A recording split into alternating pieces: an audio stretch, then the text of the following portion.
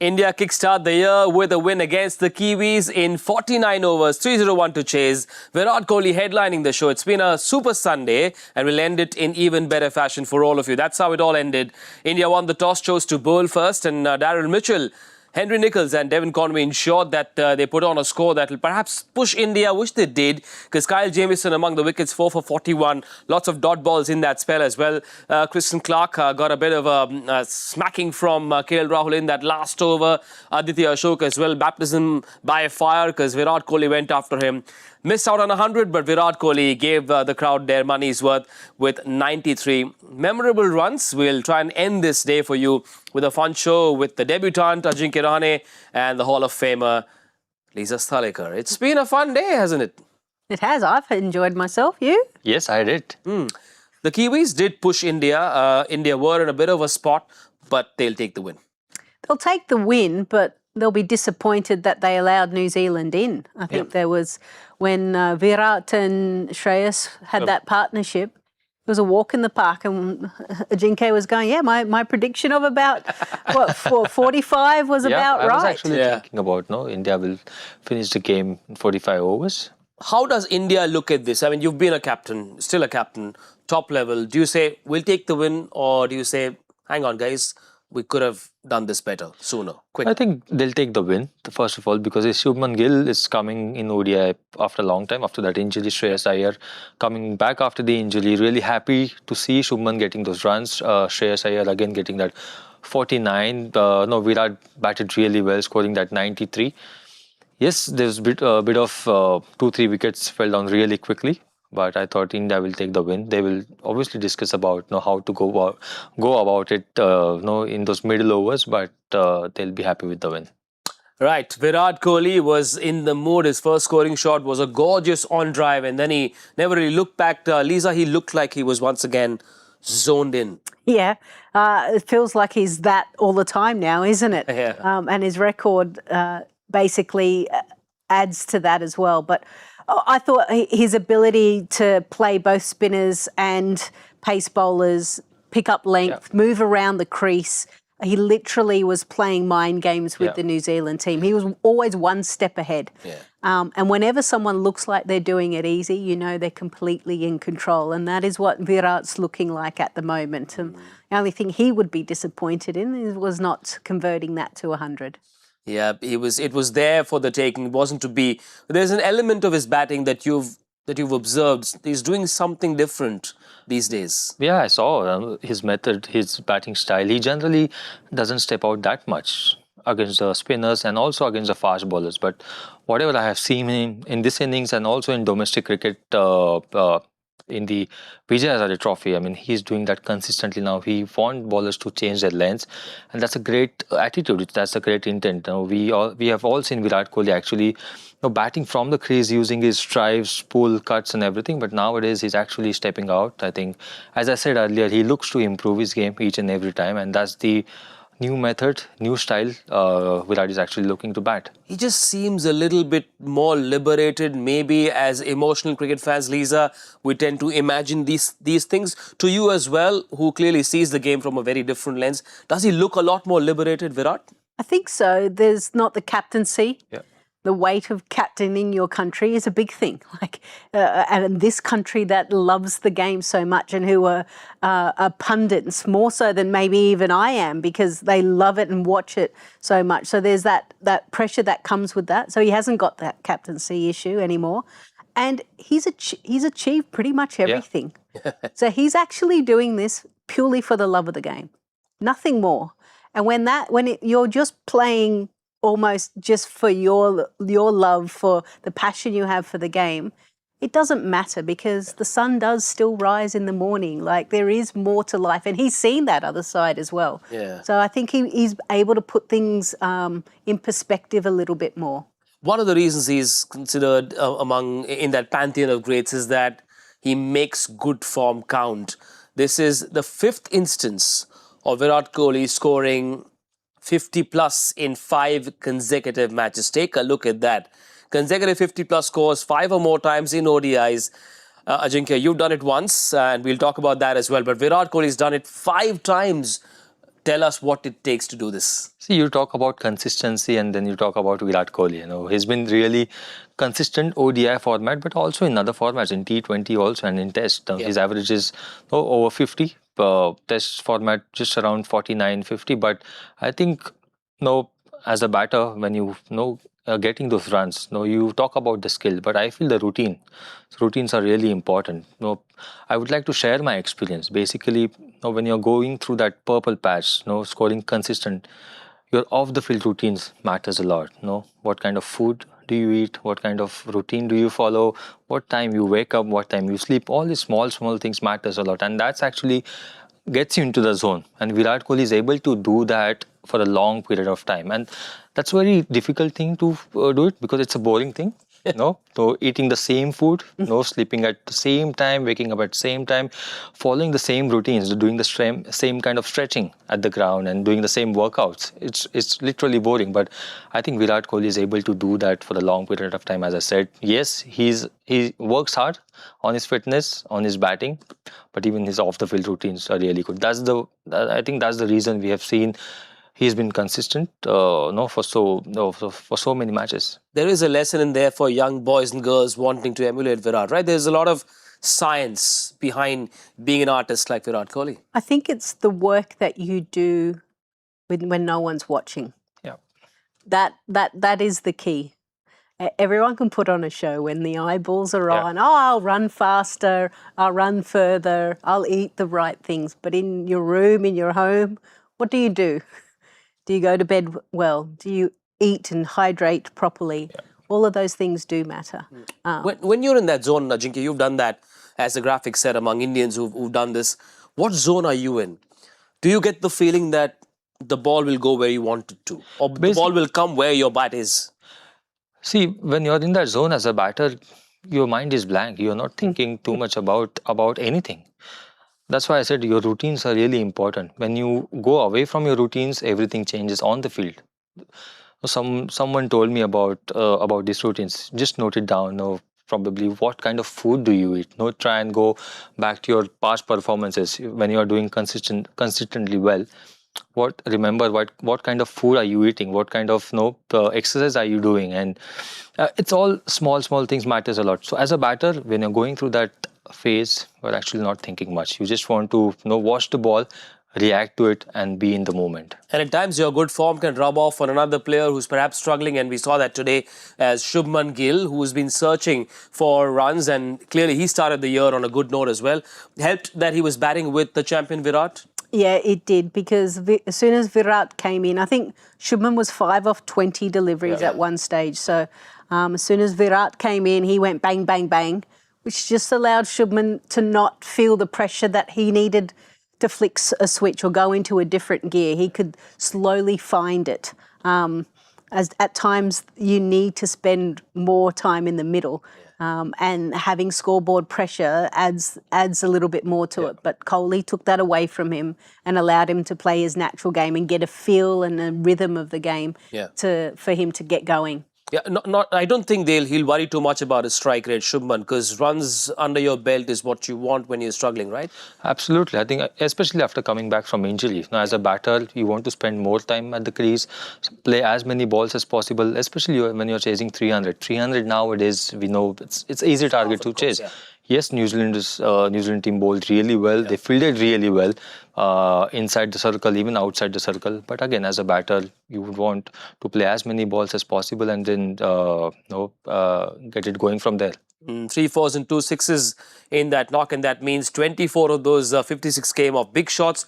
The others he had to run hard for. Spent enough time in the crease. Lisa, augurs well for Shubman as well as India in the long run. Yeah, I think this was an important innings for him. And I wouldn't be surprised in one of the next 2 ODIs that he brings up at triple figures. Shreyas Iyer as well among the runs. Once again, his comeback into the fold after that injury, that spleen injury in Australia, augurs really well. You know him closely. He'll be pleased with 49, although he could have scored a lot more today. I think he'll be upset with himself. I know Shreyas really well, but the kind of batting he did today, the rotation of strike against spinners, hitting those big sixes, in having that, showing that intent against fast bowlers and also against the spinners was amazing. I feel he's the right guy to bat at number 4. He can play any kind of role. If someone team wants to bat with a different strike rate, he can do that for you. If Indian team is down 2-3 wickets early, Shreyas can actually build the innings, rotate the strike and take it really deep. So I think he's the right guy to bat at number 4. His calculations are really good, especially when we are chasing. So really happy for him, but I'm sure he'll be upset with the way he got out at the crucial juncture of the game. But yeah, really happy from personal point of view. In case you haven't watched the game and you've just tuned into Cricbuzz Live, the batting card might make you scratch your forehead a little bit, because you take a look at that. After Shreyas Iyer, Jadeja comes ahead of Rahul. Harshit Rana comes ahead of Washington Sundar. Try and make sense of that for us, Ajinkya. I thought it just they were concerned about Washington's injury concern. Harshit Rana again. My guess is probably they sent him just to attack, just to go and dominate and try and finish the game as early as possible, because they knew the situation of Washington Sundar.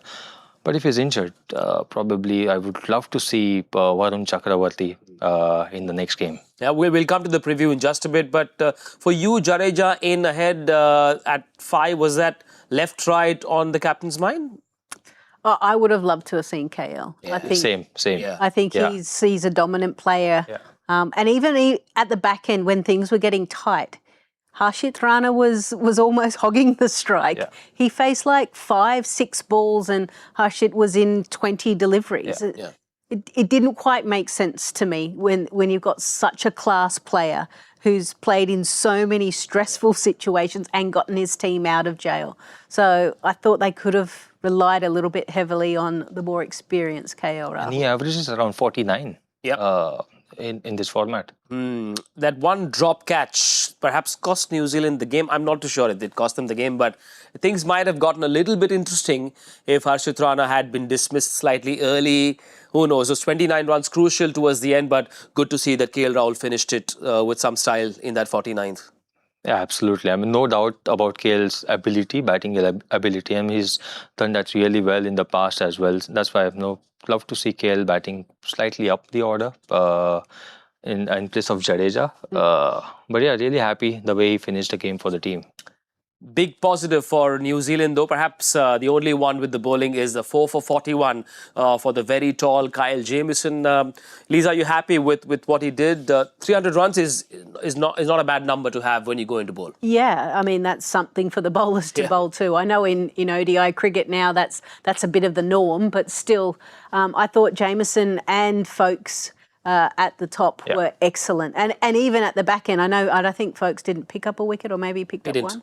But his economy rate was really good. Yeah. And he created a lot of pressure even at the back end. There was a lot of dot balls and the pressure started to build. Where am I going to get my runs? So I thought those two were the standout bowlers for New Zealand. Hitting the right areas is a cliche that's used a million times on cricket shows. That's exactly what Jamieson did right today for you, Ajinkya? Yeah, I think what I liked about him, the lengths, what he bowled, I guess he bowled around 6 to 7 meters lengths, and that's really crucial. I mean, those are the lengths you actually bowl in Test cricket, and Test cricket lengths are actually really good, really challenging for the batters as well. So, and also what I saw in the middle overs, around between 30 to 40 overs, the field segment, you hardly see square leg and a mid wicket for the fast bowler. So that clearly showed New Zealand had a plan when Shreyas Iyer was batting. They wanted to bowl straighter line and lengths, wicket to wicket, try and hit towards a longer boundary and create those dot balls. So I thought they clearly came up with the plan. Can we bring that pitch map back up of Kyle Jamieson? For young boys and girls watching fast bowlers, this is a guy who's extremely tall. He only bowled 2 deliveries short and only 3 deliveries full. So everything was at good or back of a length. Back of length. He didn't get carried away. Look how tall I am. Look how fast I am. He's like, no, I'll keep honing in at this length, this line, and I'm going to make the batters make decisions. I'm not giving them an easy choice. Yeah. And he was repaid by picking up 4 wickets. No Matt Henry, and therefore he knows he's their premier bowler at times. Just being put into that role can elevate your game, not naturally as well. Yeah, I think so. I mean, a prime example, we saw it in the Ashes. Mitch Starc without Pat Cummins and Josh Hazlewood, who tend to take the limelight, and rightly so. Mitch Starc goes about his business very quietly, but he stood up. I mean, he player of the series in the end. So sometimes a guy who's second or third down, still very crucial for the team's performance, but never in lights. Sometimes when they get given the space, they can perform just as well. And I suppose just to add to what Lisa said earlier, just because you're tall and you can extract bounce doesn't mean that you have to. I suppose understanding the conditions is key at this level. It's really important. It's important to understand what wicket plays. No, first innings, the wicket was different. Second innings, again, it was playing really well. But I thought the way he adapted, bowling those cutters, bowling those hard lengths. What I've seen about Jamieson, he can now swing the ball both ways, and he developed his in-swing as well. But I thought he stuck to his lengths. That was very crucial. It was very challenging for the batters because of his height. He was getting that extra bounce, odd bounce. So it's important to understand the conditions when you are bowling, know which over you are bowling, if it's first innings or second innings. I think understanding the conditions are very important. You faced him, although it was the WTC final, red ball, very different conditions. But barring the height, what else is it that makes him slightly tricky to bat against? I think his approach towards the crease is pretty aggressive and pretty positive. He uses the crease really well as a bowler. He can bowl from the center of the wicket. He can go wide of the crease and also create that angle for the batter. Someone who can do it as a bowler, it's really challenging for the batter to actually face him. His height, yes, it's a plus point for him, but again, using the crease is really important. It's another young bowler who shared the new ball, Zachary Fox. You like the look of him, bowled very well. Those first 5 overs kept the openers quiet. Yeah, I thought they both landed the ball perfectly.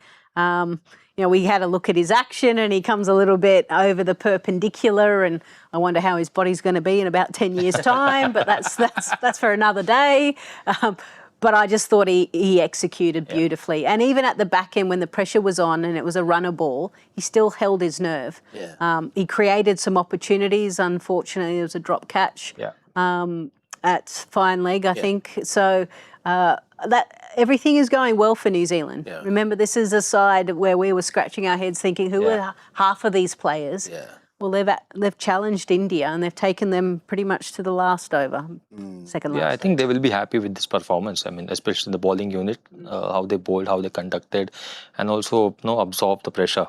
It's never easy when you're playing against India, especially Indian team is chasing down the target. It's never easy, but they'll be really happy. Aditya Ashok as well, 6 overs, 55. But then when the king gets stuck into you, it's what happens, baptism by fire. He would have expected this to happen. With Virat Kohli in the mood that he was, this had to happen.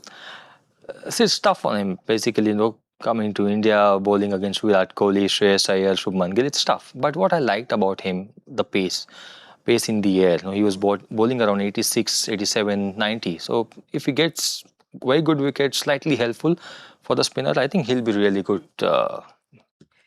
They call him Addy. In New Zealand, probably because they can't say his full name. But born in India, would have been brought up on IPL and everything, watching the king do his thing, right? And then you actually get an opportunity to get out there in the middle and play against him. Like, they're pinch yourselves moments, and it's all about routines. It doesn't matter who is down the other end. Can I still get through my crease and execute?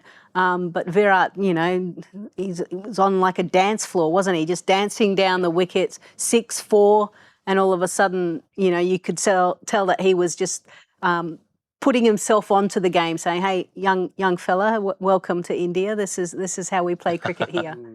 Lisa, as also a coach at the WPL, you do work with a lot of younger players from India who suddenly come to the WPL, and the level is many X higher, or foreign players who perhaps come to India for the first time. What do you tell them? What's the secret sauce to playing well in India or belonging to this big stage in this crazy country? Try to keep the noise out or embrace it even more. So in the sense of look up at the crowd, go, wow, look how lucky I am. I get paid to do this type of thing. Okay, great. I've worked very hard, whatever I've done well, has gotten me to this place. So I don't need to change anything. I don't need to play at another level or anything like that. Or shut it out and just focus on what you need to do, your preparation, your routines. Some players perform really well when they act up with the crowd. Jemima Rodrigues is a prime example who loves the relationship that she has with the crowd. Virat is the same too. You know, in the field, you see him jeering up everyone. It actually helps certain players. Other players just want to sometimes hide, and that's okay. If you can block it out, then also you're just playing a game with that one person as you're batting or bowling. I suppose the experience in Baroda will come in handy for the Kiwis in Rajkot, where they play the second ODI. India 1-0 up in this 3-match series. Rajkot, one more ground where there will be a lot of runs on offer. What we will do is take a look at the India squad. Varun Chakravarti is not in this squad. He is part of that T20 squad. Ajinkya, yes, India has won. Jurel has come in as a replacement for the injured Pant. What's that one change that you'd make, assuming Sundar isn't fit? Is there a change, and who is it? I feel then Nitish Kumar Reddy comes in. Okay. If Washington is not fit, then Nitish Kumar Reddy comes in. All-rounder for all-rounder. Yeah. But be nice to have the second spinner, right? We have two quality spinners. There's Jadeja. India Jadeja had 3 spinners. Yeah, Jadeja So Varun's not in this. Oh, Kuldeep. Sorry. Jadeja and Arshdeep, Kuldeep. yeah. Yeah. Arshdeep is the other option. It's getting it's past my bedtime. What about the Kiwis, though? Same They've come in with a depleted squad to this tour, 3 one-day series. Let's take a look at the Kiwi squad, and if there are any changes that you'd make. Jaden Lennox is that spin bowling option as well. Would you bring that in? No, I think these guys, the playing 11 performed really well. So I don't see why you would, unless there's any kind of niggle or someone hasn't pulled up really well. The fact that they put 300 and they pushed India right to the end, I'd absolutely give it, because this must be their best 11. Sure. Yeah. So give them another go. And you're blooding new players anyway, so you don't need to keep changing your playing 11. Tactically, is there much that the Kiwis can learn from what happened in the first ODI? Is there anything they can or should do different against India? Probably if they bat first, and if someone is going really well, if out of top 4, 2 can bat, get a big one for the team, then they can end up getting 320, 330 scores. Apart from that, I thought they did really well. Young team comparatively, how they handle, especially during bowling, was amazing. Winning the toss might help as well, I suppose. I think so. Right. Very quickly, players to watch out for, one each. Shreyas Iyer for me, from the Indian team. New Zealand? I think Damon Conway. Okay. For you, Lisa. I'm going to go the skipper, Bracewell. I think he has to perform well. And for India, Shubman, 100. Nice. He's among the runs. Shubman Gill will want to make it big in the second ODI in Rajkot. Okay, this was India's 8th consecutive win against New Zealand. That's the only trivia I'm going to offer you because I haven't been able to crack the answer to Joy Factor. Let's bring it up once again. Has Ajinkya been able to find the answer? No. The answer is no. I don't know. Lisa doesn't know either. Is there a random guess? I cheated. I checked on You did? Twitter. I always do, actually. Because these guys are very good. They know the answers straight away. It's like literally as soon as we put it up there, within 5 seconds, Boom. bang. Yeah. Let's bring it up for all those who couldn't crack it. What is the correct answer to that question? Rahul Dravid, it's his birthday today. Happy birthday. See, Joy always has something to do with the okay. dates, the ground, the something. Yeah. Come on, give us a I got Dravid it now. story. Give us a Dravid story. He's been my role model.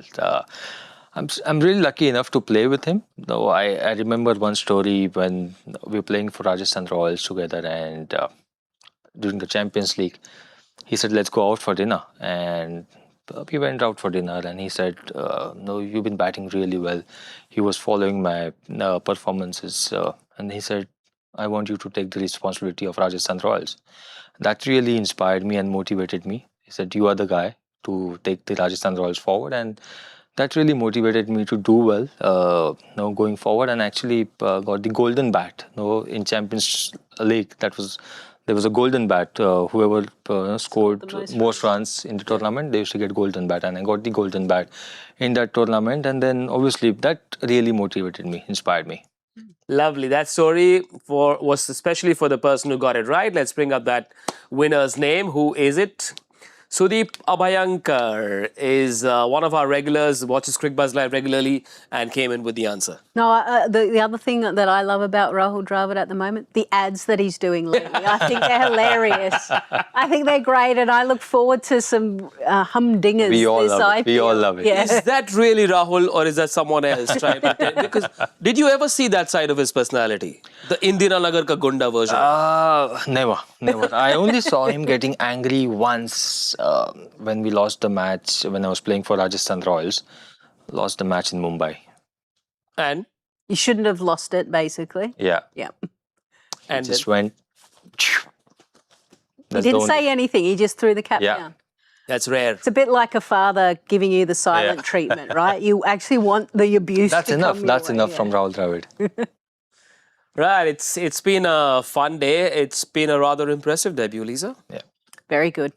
I guess we can get him back. I really enjoyed it. I had fun. I've just been told... Especially the food was good. Yes. And the company was, there we go. And the company was even better. So. That's what it's all about on Cricbuzz. Gold-class hospitality. They keep us well-fed and they take care of us. They will again on the 14th when we come back for the second ODI at 1 p.m. on Cricbuzz Live. For now, it's goodbye and good night.